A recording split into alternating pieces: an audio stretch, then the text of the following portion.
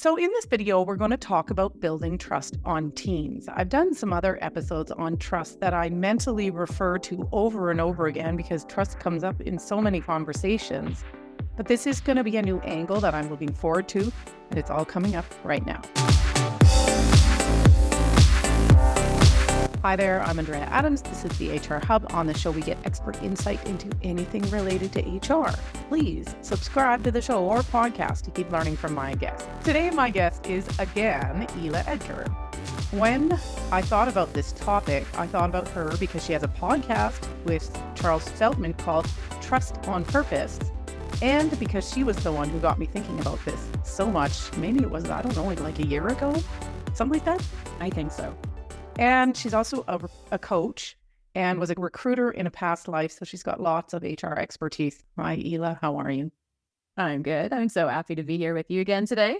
Well, I am so happy to have you on. I really do, refer to those episodes we did so much because there's so many ways that trust comes up in conversations, in consulting and in in recording more episodes. Like, it just comes up all the time and super helpful. But to get everybody else up to speed, can you remind us why trust is so important and what happens when we don't have enough of it? Ooh, okay. So that's a really good question. We know that absolutely every single relationship has a level of trust or sometimes distrust. And that in order to get good work done, we have to be able to trust each other. Mm-hmm. So that comes from we have a shared care, or we could use the word a shared goal or outcome as a team. The definition of a team versus a group is we have a shared goal or outcome. But how do we get to that outcome and do the really good work that's necessary if we don't necessarily trust each other or we're in distrust? Then think of all of the barriers or things that could happen that take away from getting that good work done. Mm-hmm. And that's really what it's all about. Now, I'll add another little dimension here because there's trust between people and relationship trust. There's also what happens in the organization. I think we talked about this a little bit the last time we connected around, do the systems, procedures, policies, have they been designed to be transparent and build trust? Or are there also potentially systems, procedures, policies that cause some mistrust? And then what's the organizational culture and the context around trust-building behaviors? We could also add a dash of psychological safety in there. So there's relational trust, systems, procedures, organization, and then what's the culture? So it's multifaceted, and all of that impacts how the team functions together. There was just so much in that. That was amazing. Do we want to talk about why distrust is a good thing now, or are we going to talk about it later? Yeah. Let's talk about it now, because I think it's really important. And when I started reading, the book is called, it happens to be right here on my credenza, right? Distrust. So, or Trust Me, Discovering Trust in a Culture of Distrust. And the author is Joseph Myers. So his research, and thank goodness we have so much learning and accessibility to neuroscience. Mm-hmm. So distrust is a feeling that happens in our amygdala. I'll just use an example. Sure. So I have a value of generosity. When I look around in my life or bump into people who I assess to be less than generous, it can cause that little amygdala to go, why are you being such a jerk? Just be generous. And that happens internally and happens in a nanosecond. So depending on the intensity of my it may be that I go into a fight, flight, freeze. And if it's something that is really blatantly unkind or ungenerous, I'm going to go into fight. Now, I may not actually do or say anything, but those physiological reactions are happening in my amygdala. Yes. So Joseph refers to that as the guard dog starts barking. Okay. Okay. Yeah. Again, it might be just a little woof, or it might be a big snarl, but some stuff starts to happen in our amygdala. Trust is a choice. And if we go back to Charles's definition, trust is choosing to make something we value vulnerable to another person's actions. And his framework gives us a risk assessment tool to determine when it's prudent to trust, and then maybe when it's not prudent to trust. So trust happens in the prefrontal cortex. Distrust happens in the amygdala. They can happen at the exact same time because they happen in different parts of the brain. What are you left? You're left with, you're deciding to trust up here. Your gut is saying, for whatever reason, don't trust. How do you bring those two together? So one of the things is we want to understand what our distrust, I don't love the word trigger, but yes, right? Yes. So I know people being less than generous makes my little amygdala go, why you got to be that way? So understanding the little things that snag us is the first step. And then giving ourselves a bit of time and space for our nervous system to re-regulate. So that might be, I need a minute. I can hear my guard dog like snapping and snarling. This is not the time for me to say something because it's potentially not going to be very kind or harsh, or it might be super snappy. So can I put some practices in place that allow the nervous system to re-regulate, for me to realize it's just a warning? And is this something that I actually really need to pay attention to? Or can I help calm and know that it's just a snag? Then how do we have a conversation, if we choose to, with that person? And we make it behavioral based, not assessment based, right? So I'm never going to say to you, you are the most inconsistent person I've ever met in my life. Rather, I might say, these things happened. Here's the data that supports that. Because your relationship is important to me, how do we navigate this together? Because when I see that, here's how I feel. And I don't want to feel that. And I'm sure many of our listeners, whether they're leading teams, actively in a team, have had great experience with teams or not great experiences with teams, can say, I did that and it didn't work. Or I've tried that conversation, it didn't work. Yes, this is so classic. Right. And so number one, I guess for me, if I really want stronger trust with someone, Yes. and we get to say, yes, I do, or no, I don't. If I want stronger trust, the answer is yes. Then what am I willing to do? How committed am I to building those relationships and having consistent and regular conversations about it? How consistent? How regular? Like every one-on-one? I think it depends how big the potential distrust or snag might have been. I think the other missing part is that we're really not clear about, I may have this feeling of distrust, but what do I actually need to see from you differently in order to close that gap? And then the piece that we don't take accountability for is, what do you need to see from me to close that gap? It's never one-sided. Oh, that's so important. Right? That's so important. It takes two to tango, right? And this is a really good example from teams that we work in where, that person has let me down, right? They didn't meet their commitments. So there's a reliability issue. Whatever our assessment of the situation is that we don't pause to think, how did I also contribute to us getting here? So maybe the first time there was a reliability or an accountability issue, I chose not to say anything. Maybe when it happened a second time, the irk got a little bit like irkier, and I still chose not to say anything. And maybe the third time it happened, I started looking for ways to work around you. These are tough questions. Right. Like it's like holding up the mirror going, ooh, yikes. Okay, you've talked already about being very pointed in addressing trust, being purposeful. Maybe not pointed, purposeful in addressing trust. Is there any other suggestions, or do you want to talk about that more in terms of specific things we can do to address a lack of trust in teams? This is actually like a really cool and very doable exercise. Okay.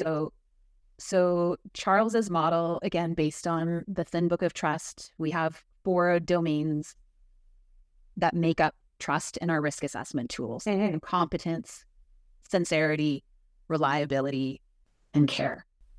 So let's say we have a team of 6 people. They think they're doing pretty well with trust, but know that there's been some bumps along the way, and they're committed to building stronger trust and paying attention to behaviors.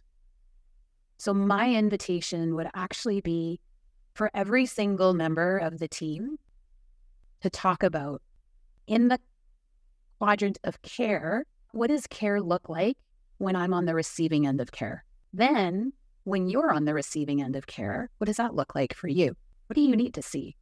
So there's this example, a team that I had been working with, the executive director in this not-for-profit really wanted to show care. And so she would walk around to every single office and say good morning to every single person every day.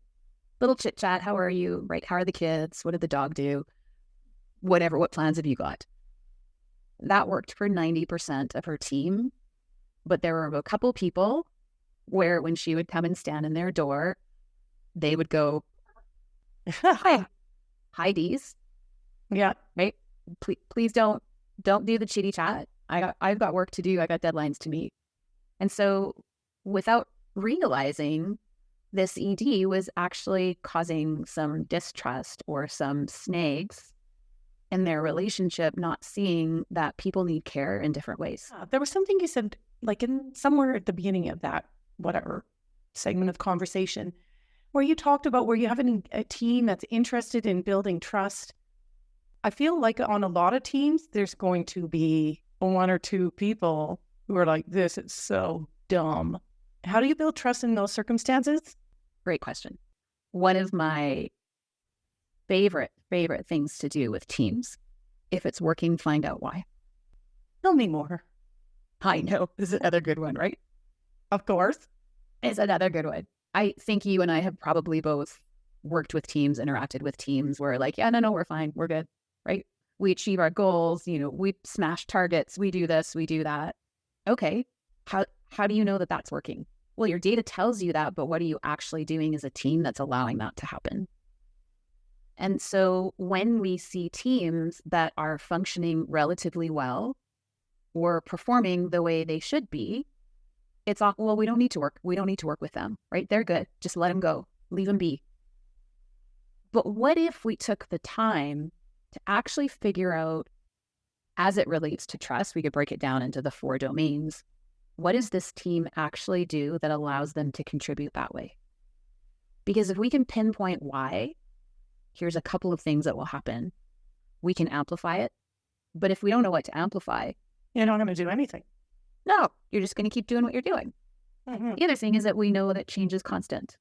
So what happens when, for whatever reason, the dynamics of this particular team are really working well? Someone gets promoted. Yeah. Someone goes on mat leave. Somebody resigns and goes and works at ABC company. And suddenly now that team that was performing quite well, now what do we do? But if we've taken the time to figure out if it's working, find out why, we slide that new team member in and go, okay, here's how this works. How do we help support you to integrate into that with us? And what do you see that maybe we don't see? Maybe there's a secret sauce that now they add because they're another lovely human wanting to do good work. And so I think that's a really great question that you asked is, there are teams that will be like, that team building stuff or, whatever, it's not important. touchy-feely. We're going to talk about feelings again. But if it would help, and I think, again, teams that are high-performing, high-functioning, they really want to do well. And if they could do even better, they'd be like, yeah, we're in. Okay, well, let's figure out what's happening that's making this be such a successful formula for you. But emotions are just data. Yes. They're just data. Everybody wants more data. If it can be effective and help you, we don't have to make it woo-woo-y or emotional. It's just data. It's our bodies like freaking amazing, giving us data. Thank you. Hey, business owners, executive directors, are people stresses or challenges getting in your way? Imagine managing your people issues smoothly, addressing, better yet, dealing with employee problems before they're ever a big problem, adapting to all the changes in employee rules, and doing all of this easily. I can deal with your HR challenges so they're resolved. With me, you'll get the right things done, build a strong team, and create a workplace where the right people want to be. Your business deserves to thrive without a lot of HR hassle. I'm here to help you make that happen. With my assistance, you can focus on business growth, supported by a strong team. Take a first step towards a better business today. Reach out and let's chat. Visit thehrhub.ca and let's begin transforming your people challenges. Okay, what about the role of the leader in building trust on the team? I think this is a critical question. It is the leader's responsibility to be the first one to extend and to model behaviors. I believe that wholeheartedly. And I think the hardest part, and Simon Sinek's definition of leadership isn't about being in charge. It's about taking care of the people in your charge. Yeah. That self-reflection as a leader, to be really clear or intentional or create the space to notice how your own behaviors are impacting your team, especially around trust building. If we go back to that exercise I was talking about earlier, so in each of the domains, what do I need in the domain of care? What do you need in the domain of care? And then collectively as a team, how do we hold and share and behave care for each other? And so then the leader is as accountable to those behaviors and actually, I would say, amplify, like be the model, especially when it's not easy. Right? I missed that deadline. I take accountability for that. Right? Or even recently with my team, I realized how when they delivered some work back to me, it wasn't what I wanted. But that was my accountability because I realized there was missing context that I hadn't shared. I made an assumption that they understood and it was clear. And so again, as a leader, that has absolutely nothing to do with them. I own that. Yeah, back to the mirror. Ouch. I know, it's like right here all the time. It starts to get very uncomfortable. Okay, on a team, what are some trust-breaking behaviors that we need to avoid at all costs all the time? Or is there any? Yes, there are definitely. I think the first one that comes to mind is we talk to people, not about people. Oh, we're talking about gossip. Yes, gossip is bad. Agreed. I think that there's a difference between healthy venting, right? Where maybe the guard dog is pretty loud and I actually need someone to listen to me to help team and like make sense of the situation. We do that with someone that we trust and that will hold confidence. We also do that with the intention of, I need to sort through this, externally process, and then I am absolutely committed to having the conversation with the person. I think that's, so important that you don't have those conversations with people you don't trust, or you don't because the dog is barking so loud that you are feeling vengeful. So you deliberately have the conversation with somebody you don't trust because you trust them to go out and run around and, spread it and gossip and stuff like that. again, right, I have a best friend. She hears all the good, the bad, and the ugly and everything in between, but never goes anywhere. She hears when I'm upset with my husband, but she still loves my husband. I love my husband. Right. Or you want to wring your neck, you want to wring your kids' necks. She knows that my love will never change for my kid. Sometimes I just need to vomit about how much he's driving me crazy. Yeah. Okay. Yeah. Yes. And that's okay. Yeah. What's not okay is not taking care of the relationship. And so if there's something that's festering or is snagged, that I hold accountability and I take care of the relationship by saying, when this happened or when you did this, and because I care about you, I want to let you know.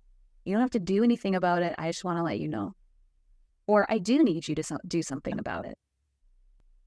It's so funny. Well, it's not so funny. I'm thinking about one of our last conversations, and we did talk about some of the onus being on you as an individual to start those conversations about trust with the individual with whom you would like to build trust.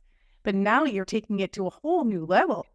I'm not sure this is comfortable. It's not comfortable. Well, trust is a full-time job. I asked this question. We already kind of talked about it because the skeptics in the crowd, what happens when someone just on your team, is just refusing to engage? They're not going to have that conversation about, well, for me, care looks like this or responsibility looks like that. What about those people? They're out there. I guess maybe I draw on my coaching experience and probably a lot from the many thousands of people I've interviewed in my life, is that it's not my responsibility, it's not your responsibility to make somebody want something. So I think a couple of things. I'd be super curious about the what's behind their behaviors. Mm-hmm. Maybe there's a really good reason why they're not engaged, or why they don't see it's relevant, or why they don't care. Mm-hmm. One of the questions that I ask anybody that I do trust work with, whether it's individually or in groups, is, what is your relationship with trust? And for very good reasons, because of life experiences, family context, our own personal, who we are as an individual, as a human being, some people are so trust and risk adverse, and it's terrifying to be anything else. Okay, I understand that. I get it. I'm not asking you to change, but would you be open to listening? Yeah. And maybe there's one tiny nugget that makes sense for you. But I think, the invitation to just try it on and see, and if you decide there's nothing of value here for you, I will respect that. Mm-hmm. I will 100% respect that. And so it's also about the seed planting. Yes. Yes. We do a lot of seed planting. Yes. Yes. And we don't always get to decide which ones germinate and grow and bloom. All right, Ila, I've loved this conversation. I have to wrap it up, or the editing job will be terrible. If someone wants to learn more about trust, I will reference the other 2 episodes we did, which actually I reference a lot. But where else could someone learn about trust? And in particular, I suppose, building trust on teams. Well, I think, one, reach out to me. I'm delighted. I'm delighted to hear from people, honestly. Mm-hmm. I would also recommend reading Charles's book. Mm-hmm. There is a 3rd edition coming out in September. Okay. There is a chapter on trust building for teams. Okay. There's lots of great trust resources. I think reach out to me, listen to the podcast. There's so many good episodes. Yeah. And just be open and curious. Mm-hmm. And realize so many of us were never taught how to navigate trust. We're just bumping into life, figuring it out. Mm-hmm. And so to have some sort of framework or something that gives you a foundation to go, oh, okay, this makes a bit more sense now. Mm-hmm. and have conversations about trust, because that even builds trust. Yes, I love that. That's like my favorite tip from the last episode, or one of the last episodes. Well, thanks, Ila. I loved that. And I am thinking about trust in this context of how much we need to be looking in the mirror when we have distrust. What's going on? What could we be doing ourselves to change that dynamic? Can't talk about it anymore, though. I would highly recommend the other 2 episodes I did with Ila, and those are right here. Thanks for watching out there, and see you next time.